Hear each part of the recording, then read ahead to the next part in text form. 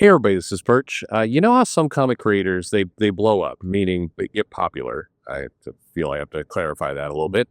Not blow up their careers, blow up their careers blow up. Wait, no, that doesn't help anyway. Anyway, there's some comic creators who, in a relatively short amount of time. I mean, I'm sure it didn't feel that way to him, but Todd McFarlane came on, had a very distinctive art style, got to mega popularity within a decade. I think really within 5 years, probably he was there. What Infinity Inc. I think was some of his earlier work, and then he ultimately came on to Spider Man, was massive there, and Spawn. Jim Lee. I still chuckle a little bit at the Mockingbird story he did for what Avengers Spotlight or Avengers Solo. What was the name of that title? Anyway, and of course he blew up. There's a number of creators who have done this, who have actually they get to superstardom fairly quickly, and then it holds. I mean, even though Todd McFarlane is not active in drawing comics today, he's still kind of talked about as one of the legends, one of the people, and deservedly so. By the way, not like hey, you haven't done comics in a little while, so the time your time is over. But there's some artists that just kind of blew up, got big, held it, and pretty impressive ultimately that it got there. And then there's some artists that are perfectly good artists that didn't get there. One of the ones that was on my mind recently in a conversation with Mark Teixeira, who was a big artist. Don't get me wrong. I mean, he had a moment there in the '90s with Ghost Rider and some of the stuff he was doing. He did a pretty amazing Wolverine. But it never reached the same level as some of the Image guys who went over and found it. I mean, he had a really distinctive, really unique art style that didn't hit mass appeal. And I've talked to a number of artists about this, and there's a lot of theories going on around, well, there's a certain style of art. You need it to be more art that could easily be put on a mug or a t-shirt or something like that. It's like Jim Lee's art is so, it's kind of built for taking that art out of the comic and then licensing and merchandising the hell out of it. And if a comic publisher knows that they can do this, then they give that creator more work, and just kind of it's this cycle where it helps boost their popularity. But somebody like a Bill Sienkiewicz or Mike Mignola or Teixeira, it's an Olivier Capil is going to have more mass market appeal than, say, I don't know, Daniel Warren Johnson, even though I prefer Daniel Warren Johnson's work more. I get the argument that there's personal style appeal, and then there's what, can you put on a billboard, what kind of really pops to the normies or to the layman. But there's another artist out there that I particularly love, and he's done a massive amount of work, and I don't think he has gotten anywhere remotely close to the love or the credit or the acclaim that he deserves. And that is Ron Lim. I was really shocked when my daughters were younger. I used to read to them every night, and I got all these 5-minute stories. By the way, if you're a parent and you're the 5-minute stories, they're dumb, but you got to kind of ignore that. Your kids will love them, but they're the idea that you have a huge book and then a story that begins and ends in 5 minutes, that is a lifesaver as a parent. I'm just saying. All right, let's read this mail about Ron Lim. It says, "Good morning, Perch. I was at the LCS yesterday looking through some newly acquired long boxes and found a pinup book for the Eternity book X Mutants. I collect pinup books. It was $1, so I picked it up along with some hard to find Atari Force books." Oh man, Atari Force. That brings back some good memories. Anyway, I was just looking at the book, and it said on the cover, "Full color pinups by Ron Lim." That guy was a terrific artist. The book was from 1998. The pinups were terrific. My question is, how come he never became huge? His work only got better, and my collection has a lot of his work in it. I just feel he never had the success he deserved. Maybe I'm wrong. Thanks for all you do. I'm sorry you had to deal with assholes talking shit about your family. Dude, sad day when you're gone. Yeah. We cowardly people go at what they know. And, the reality is, the thing that bugs me the most, by the way, about those people, we'll get off the topic, is how they are supported by people simply because they will say, girl boss, comics are woke. Disney's full of communists. Tetheranto's bad. And then they proceed to say the most horrific stuff about, somebody's family. These are people who profess to be pro-family.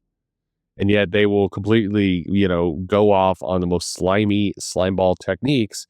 And a number of you give those people a pass because girl boss, woke bad, Disney communists, hire, trans writers, psychotic. And it's I'm sorry, that's not my tribe. I don't care. To me, I place the line of are you with me or against me by do you talk shit about people like at a deep level? Not and by the way, it doesn't have to be me. If somebody went after Wes's family in the same way, I would be pissed. If somebody went after Richard's family in the same way, I'd be pissed. Those two are as different as they come, as the internet and YouTube tells us these days. But if you're gonna take those kinds of personal shots at people, whether you're a creator, whether you're a fan, whether you're whoever, you're a piece of shit. And I think shame on people for supporting those individuals who they know do this. They hear them do this. They see them do this, but they ignore it because whoa, girl boss. And that, or to be fair, comics get bad. Creators need, it just it does like what did your affiliations do not give you permission to act like an asshole. I know the whataboutisms and both sides are the same and everything else. The people who do that are the same. A thoroughly toxic YouTuber and, Alex DeCampi, what do they have in common? They both are garbage people who attack people personally. Politically, it could be as different as it comes, but the common thread is how they treat others. Anyway, enough of that. Look, Ron Lim.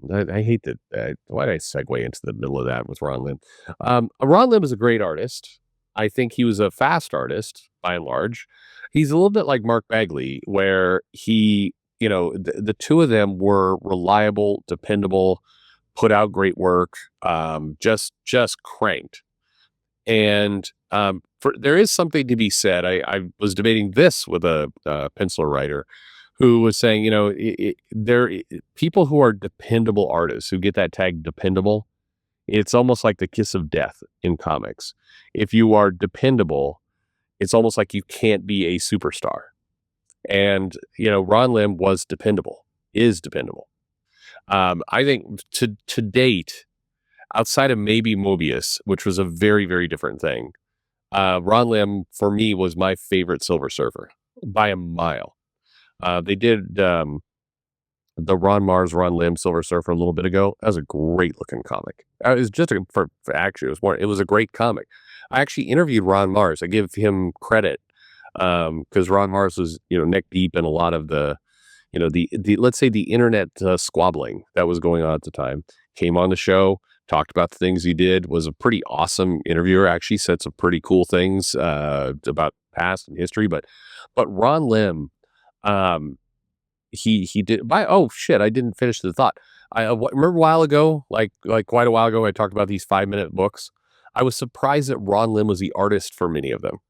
It's like a Disney book and Ron Lim is doing the art. It was wild to me. I'm like, oh wow, this is really good art for a throwaway, childhood, storytelling behind, before bed kind of thing. This is actually really, really good art. And I look in the back, it's like, oh, it's Ron Lim doing this art. I think he had a nice, clean style. He put in detail where he needed to. His cosmic stuff was great. I still think, I know that Jonathan Hickman's trying to revive Cosmic and everything else right now. We'll see where it all goes, but I would just like to see maybe a Guardians of the Galaxy Ron Lim book. It would be a very different style. I do think there's arguments that his style is dated now. But I'd like to see it. It's clean. It's good. I think if the argument is, you need to appeal to a new, younger audience, I think Ron Lim's art does that. It kind of, to what I said earlier, a lot of Ron Lim art would look good on a poster or a t-shirt or a mug. It's clean and distinctive for normies.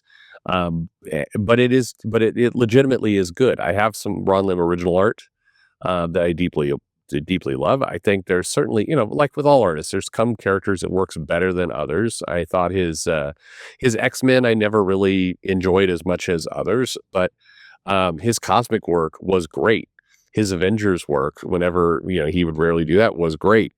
Uh, I liked his Hulk. I think to me, Ron Lim, there's a distinctive place for him in the Marvel or the DC universe, and I think he should be there. But if you want a just distinctive, clean book that comes out on time, I'm sure as he's gotten older, he's not as fast as he used to be. But used to be like that guy would just put stuff out.